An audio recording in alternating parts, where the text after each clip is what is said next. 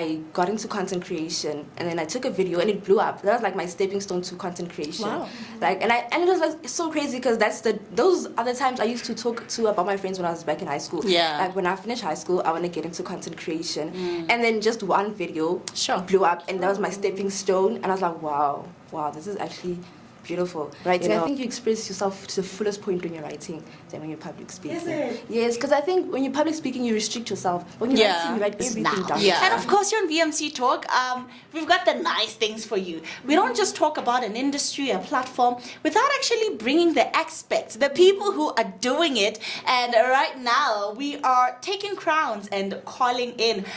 Joining us is a 19-year-old Johannesburg queen, Tondani Sigidi. She's a student, a content creator, semi-finalist for Face of Gauteng Teenager, and the founder of Legacy of the Mind. And this is a youth initiative fighting academic burnout and helping students flip pressure into power. Tondani is proof that your decisions can become your leadership story. Tondani, welcome to Throwback Thursday on VMC Talk. Thank you so much for having me today. I'm actually so excited to be here. So yeah.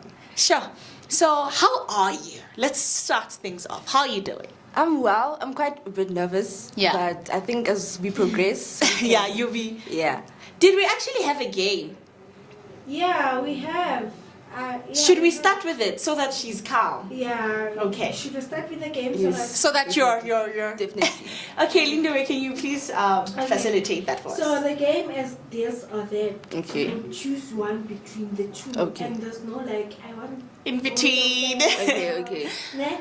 So late night study or late night study session or 8-hour sleep.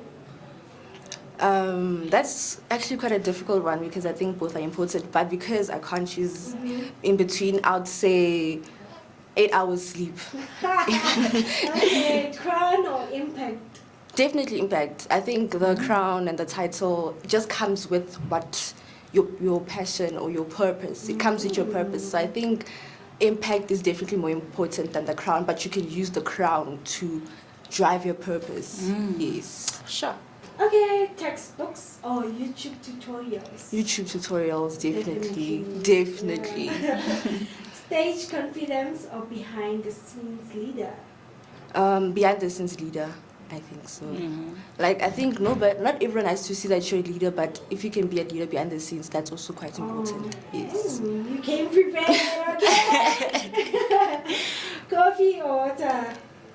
Water. I'm not a coffee girl. I don't like coffee. Okay, Yes. interesting. Burnout or break?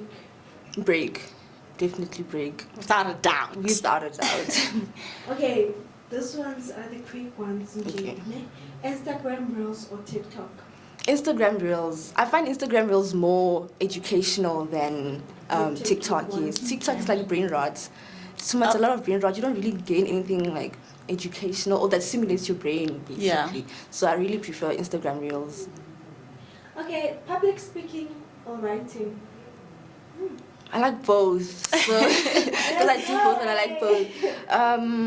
Writing. I think you express yourself to the fullest point when you're writing than when you're public speaking. Is it? Yes, because I think when you're public speaking, you restrict yourself. When you're writing, you write everything down. Yeah, I mean, I think speaking has a restriction to it. Yes.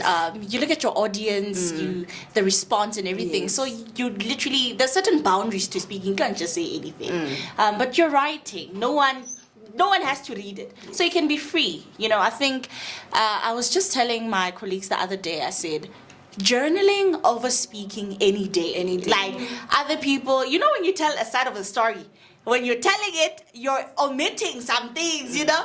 But when you're writing it down, that is where you are honest. Yes, But I with totally me, agree. Nenzako, if I'm writing it down, I can't express my emotions. Like I see. I'm writing it like, even if the next person decides to read it, they won't feel the thing that I was going to. You understand? She will just read for the sake of reading. Okay. Okay. I think it comes with preference, like 100%. Yeah. Okay, group project or solo work? Solo work. I love to do things alone. I think it's a firstborn thing. You like to do things. It makes you feel more independent when you do things alone than when you're doing things in a group. Okay. Yeah. And last one. Gauteng or anywhere in SA? Gauteng. And I think, Oh, yes. oh, never that. Take me to Limpopo. You know, it's so interesting. I'm also from Limpopo. So Really? yes, but ever since I moved to Joburg, Yeah. I feel like my life is like elevated in a way. Okay, I get it. In Yes. terms of opportunities, exposure, networking, yes. Gauteng. But I'm like a wellness girly. I want to see trees. You know, I want to see fruit. I want to see things from scratch. And in Gauteng really is such an artificial life, if you ask me. But okay, let's get straight into the interview. Do you feel more calm and ready to tackle the questions? Thank you for that, hey. Thank you for that, Gabriel. I think it really helped. And yes, our talker, we're joined by Tondani Sigidi. She's in everything pageantry. And if you have questions for her based on what she will be answering, do send us a message or voice note. Call in. The answer is 071-560-0639. And of course, don't forget to engage with us on all social media platforms at VMC Planet Radio on YouTube, Facebook, and as well as Instagram. Tondani, the first question for you is you're 19. Yes. I mean, wow. You're a student, you're a content creator, and a social entrepreneur. Which one came first, and how do you deal with everything? How do you fit everything? I mean, you do a lot at 19, and you're still a firstborn. If you have siblings, you're still a sister, you're still a child, you're a lot of things. How do you make it fit, and which one actually came first? I think being a student came first, and I think from being a student, the rest came after. Yeah. Yes, being a student, I was in matric last year, and then I wrote my matric, and I wasn't really quite happy with my maths and my physics marks, so that drove me to upgrade my marks this year, right? And then after that, I got into content creation, and then I took a video, and it blew up. That was like my stepping stone to content creation. Wow.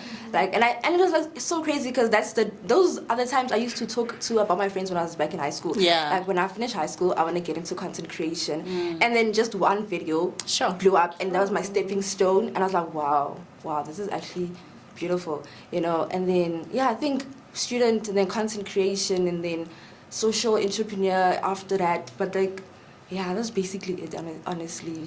Interesting. Okay, Zoko, can you move the cursor? Like, can you move this? Oh.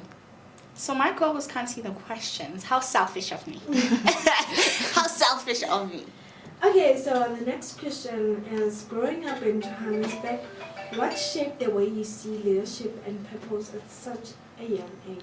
I didn't grow up in Johannesburg. I grew up in Limpopo. Oh. Yes, I grew up in Limpopo. I was born there. I grew up there. I think I moved to Johannesburg in 2020 during COVID times. Yeah. Yeah, but ever since I've moved in, I think it really taught me to put myself out there. Johannesburg really taught me to put myself out there, because in Limpopo I was living in a town, you know, everyone is just closed off, everyone's doing their own thing. But moving to Johannesburg really allowed me to express myself more, and I think that's what really got me to do pageantry, to get into content creation and all those things.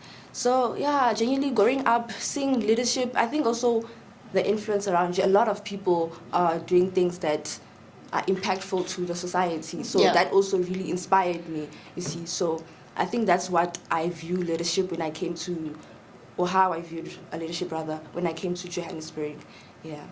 So I want to, following up from your answer, you speak about inspiration and leadership.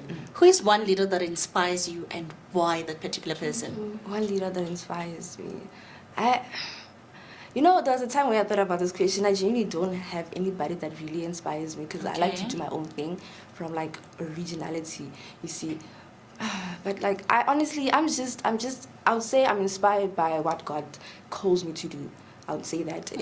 Genuinely, if I think God has placed something into my heart, I'm going to put it out there, you see. So I wouldn't really necessarily say I'm inspired by anybody per se, but like, Sorry to all the leaders who were hoping to hear the names, pop up. She's a girlie that comes with the original and saying, well, no one has to do it before me. How about it starts with me?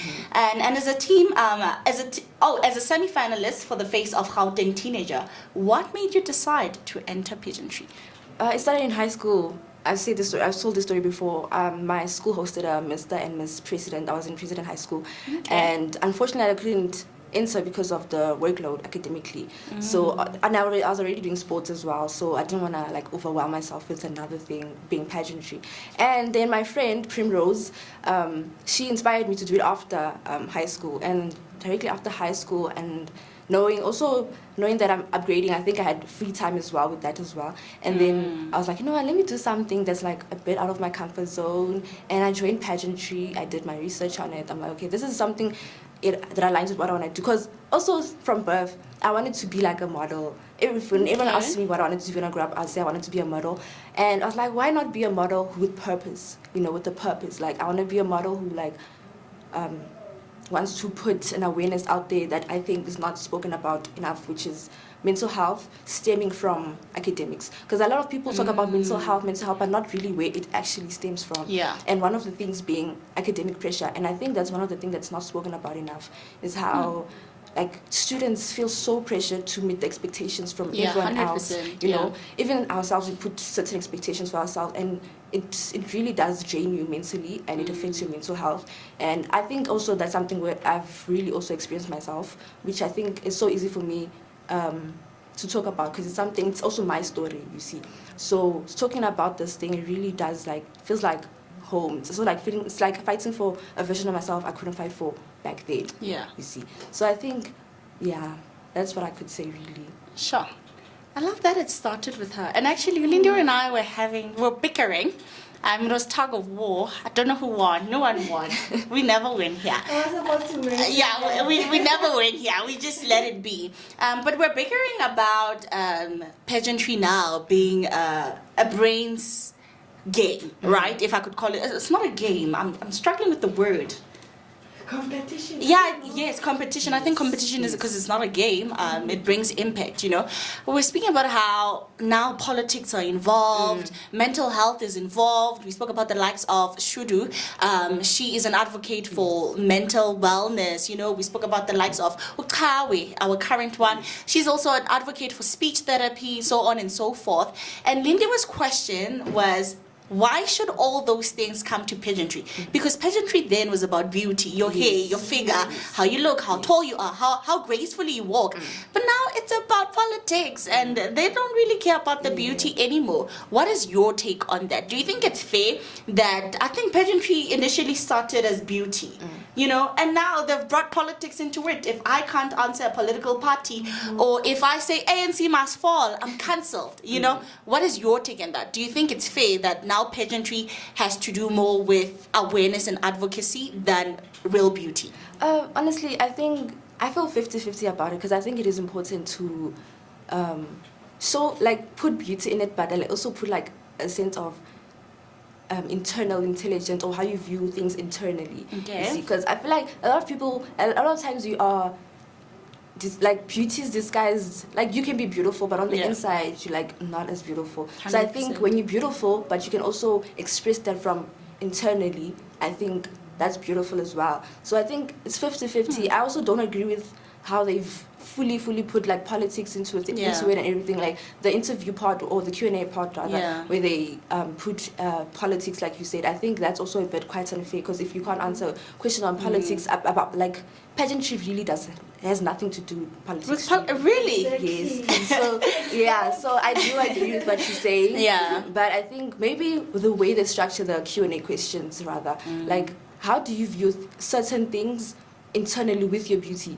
How can you express your beauty externally and internally? That's the part I can agree with when it comes to involving Q&A in pageantry, not just walking, you look pretty, you're smiling, and you walk back and you win the crown, you see. I mean, that was the main objective. But I understand what you mean. I do understand you 100%, but I do also agree with the part where you're saying they are now involving politics and all that. That's the part where I can say, okay, I agree with you 100% there.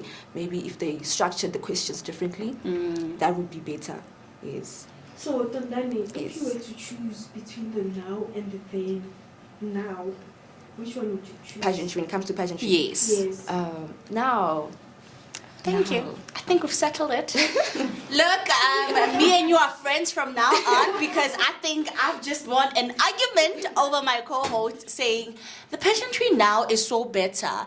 And I will emphasize why I said now. It allows because pageantry then you had to be single, you had to not be married, not have kids. Now you can be a mom of 4 and walk gracefully like the queen that you are.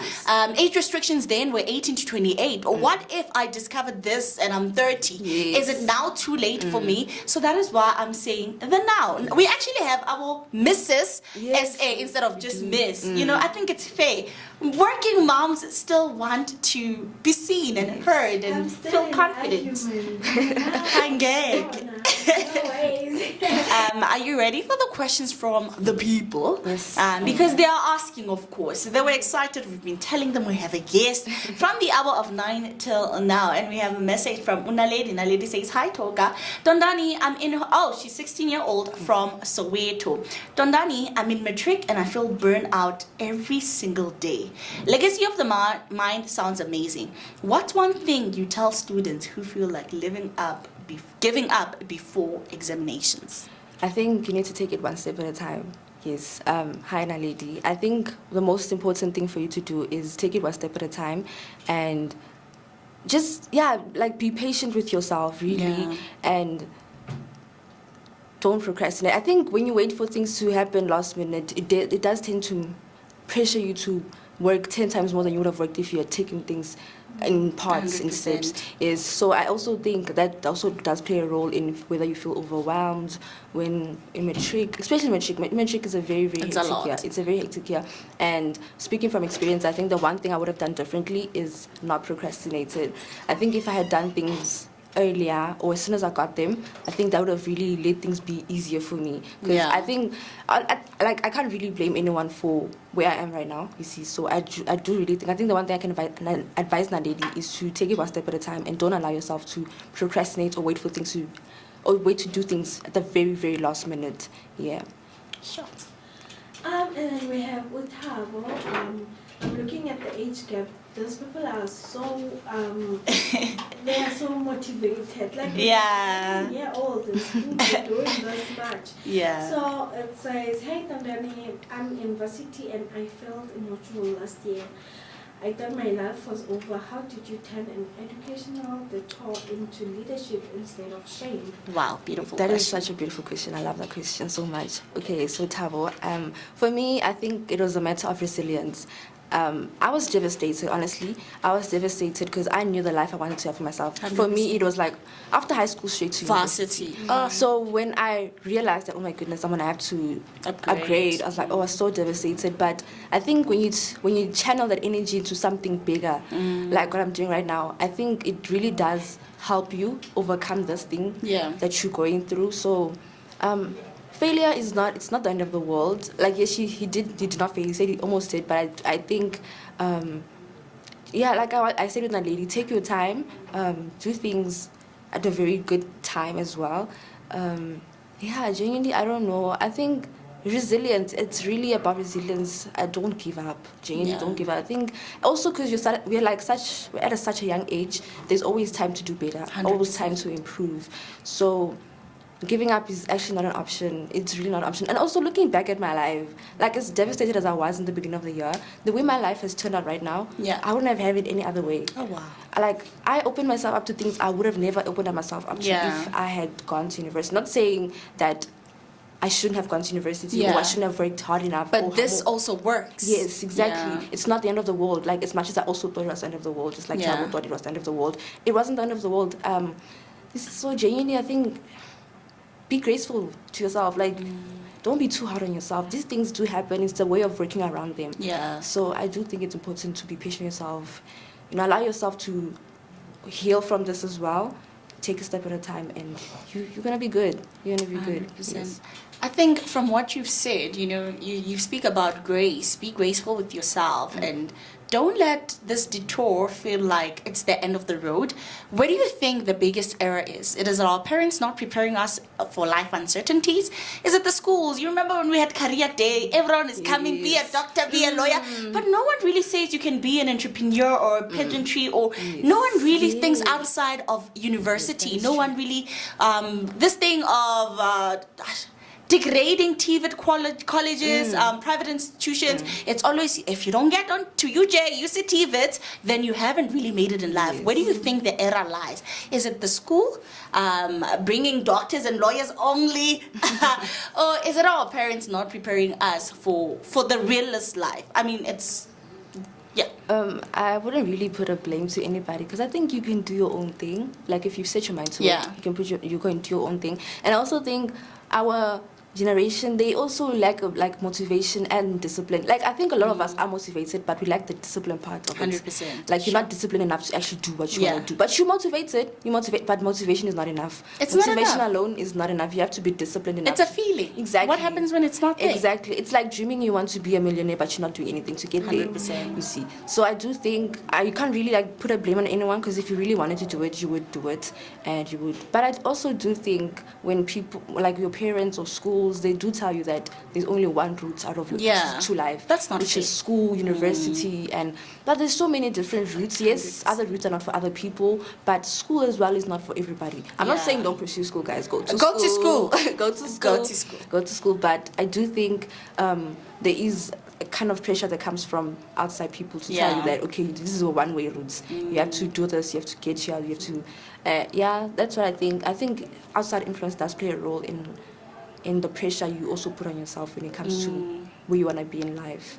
Yeah. Sure. There's so many ways to go to a straw don't pit. you think like the pressure is coming from parents? You know, when growing up, they will tell you, Dr. Sigidi, like, Yeah. the pressure is this one is Dr. Yeah. Yes. When the visitors come. This one is like, and then you are 8 years old. This one is like, Yes.